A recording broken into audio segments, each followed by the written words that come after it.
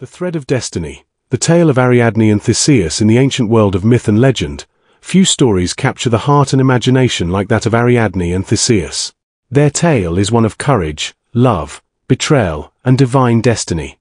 But beneath the layers of gods and monsters lies a timeless lesson about trust, sacrifice, and the threads that bind us to our purpose. Today, I'll share their story, from the sunlit shores of Crete to the sacred heights of Mount Olympus, a story that speaks as much to our modern lives as it did to the ancients.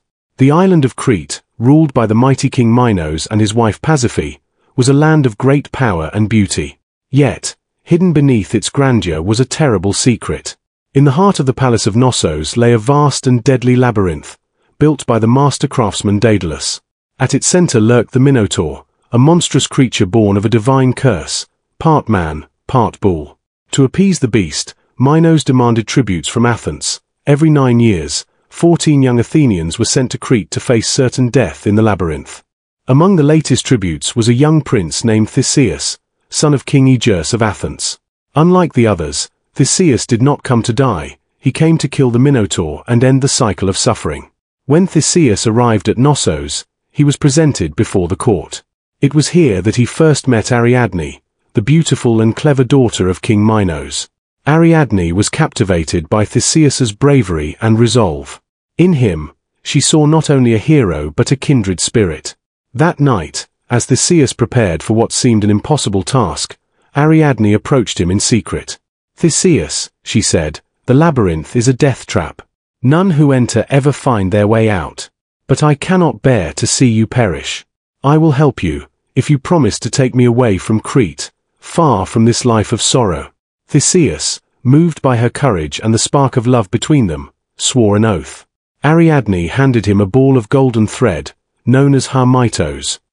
"Tie this at the entrance," she instructed, "and let it unravel as you move deeper into the labyrinth. Once you have slain the Minotaur, follow the thread to find your way back." At dawn, Theseus entered the labyrinth, the golden thread trailing behind him. The maze was a labyrinth of shadows and silence, its twisting corridors designed to disorient and confound. But Theseus pressed on, guided by Ariadne's thread and his unshakable resolve. Eventually, the Minotaur emerged from the darkness, a towering beast of raw power and fury. The battle was fierce and brutal. The Minotaur charged, its hooves pounding the stone, but Theseus stood his ground. After a desperate struggle, he drove his sword into the creature's heart, slaying it. Blooded but victorious, Theseus followed the golden thread back to the labyrinth's entrance, where Ariadne awaited him. That night, under the cover of darkness, Theseus and Ariadne fled Crete, taking the freed Athenian captives with them. They sailed across the Aegean, their hearts filled with hope and love. Ariadne had risked everything, her home, her family, her status, to be with Theseus. And for a time, it seemed their love would conquer all. Their journey brought them to the island of Naxos, where they decided to rest. For a few days, Theseus and Ariadne lived in peace, enjoying the simple pleasures of life and the warmth of each other's company. But one fateful night, Theseus was visited by the god Dionysus in a dream. "Theseus," the god spoke, "Ariadne is not destined to be yours. Her path lies with me, for she is meant to become a goddess, my divine bride. Leave her here, and fulfill her destiny." Theseus awoke, tormented by the vision. Though he loved Ariadne, he knew he could not defy the will of the gods. Before dawn, Theseus quietly boarded his ship and sailed away, leaving Ariadne behind on Naxos. When she awoke and found herself alone, her heart broke. She had given everything for love, only to be abandoned. But as she wept on the shore, Dionysus appeared, radiant and kind. "Do not grieve, Ariadne," he said. "You were meant for greater things. Join me, and you shall become immortal, a goddess of joy and renewal." Moved by his words, Ariadne accepted her divine fate. Dionysus gifted her a golden crown, crafted by the god Hephaestus. Together, they ascended to Mount Olympus, where Ariadne was welcomed by the gods as one of their own.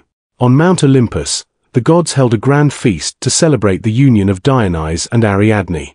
Her golden crown was placed among the stars as the corona borealis, a symbol of her eternal glory.